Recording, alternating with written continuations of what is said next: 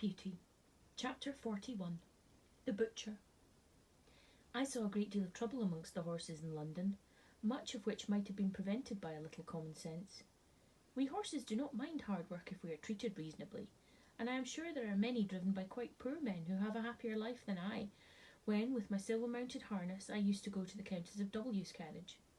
It often went to my heart to see how badly the little ponies were used, straining along with heavy loads or staggering under heavy blows from some low, cruel boy. Once I saw a little grey pony with a thick mane and a pretty head, and so much like Merrylegs that if I had not been in harness I should have neighed to him. He was doing his best to pull a heavy cart, while a strong rough boy was cutting him under the belly with his whip, and cackling cruelly at his little mouth. Could it be Merrylegs? It was just like him. But then Mr. Blomefield was never to sell him, and I do not think he would have done so. Yet this may have been quite as good a little fellow, and have had as happy a place as when he was young. I often noticed the great speed at which butchers' horses were made to go, although I did not know why they were driven so fast, till one day we had to wait some time in St. John's Wood.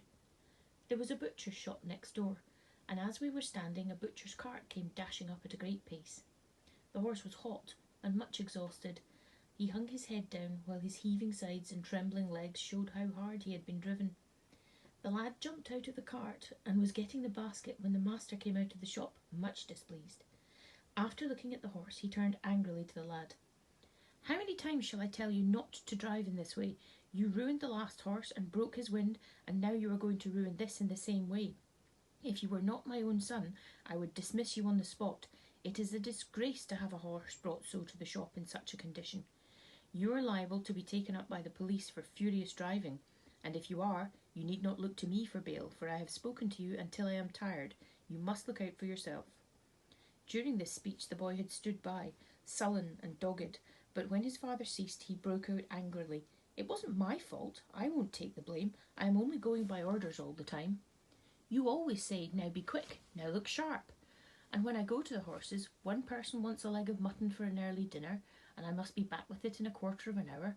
Another has forgotten the beef, and I must go back and fetch it, and be back in no time, for the mistress will scold.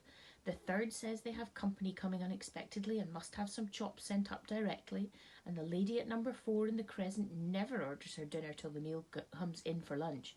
It's nothing but hurry, hurry, all the time. If the gentry would think of what they want and order their meat the day before, there need not be this blow-up." "I wish to goodness they would," said the butcher. "'Twould save a great deal of harass, and I could suit my customers much better if I knew beforehand. But there, where's the use of talking? Whoever thinks of a butcher's convenience or a butcher's horse? Now then, take him in and look to him well. Mind he does not go out again today, and if anything else is wanted, you must carry it yourself in the basket." With that he went in, and the horse was led away. But all boys are not cruel. I have seen some as fond of their pony or donkey as if it had been a favourite dog, and the little creatures worked away as cheerfully and willingly for their young drivers as I work for Jerry.